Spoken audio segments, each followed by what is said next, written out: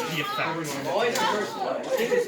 Now, let's go back to the punching method. Now, this is the timeline of how everything works. Let's say this entire timeline here is 10 seconds. Now, let's say at the beginning of the cause, I punch. Oh no! Now, the instance, the absolute instance that I make that attack, it's already happened. In the perspective of King Crimson.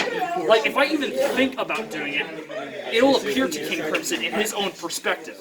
Which basically means, thus meaning, the only way that you would potentially even be able to take out King Crimson is by either doing absolutely nothing or doing the absolute opposite of what you intend to do. However, that's probably not going to work.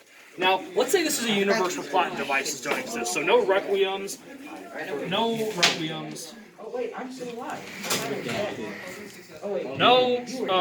stand arrows. Well, stand arrows are always going to be in there. Forget that shit. It doesn't exist.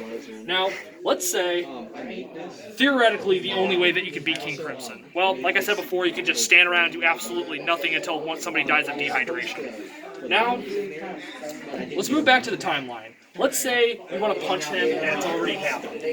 Now, since that it's already happened, so to King Crimson, his pretty much the way that he can perceive everything is pretty much always fated to happen. So if you're to use the fight against King Crimson, beating him without using a plot device or a stand arrow or a MacGuffin is literally impossible. This is why King Crimson is a giant paradox, pretty much. Because anything that happens in between here has already happened. So the only way that you'd be able to destroy him is to escape or just retire and just hide somewhere.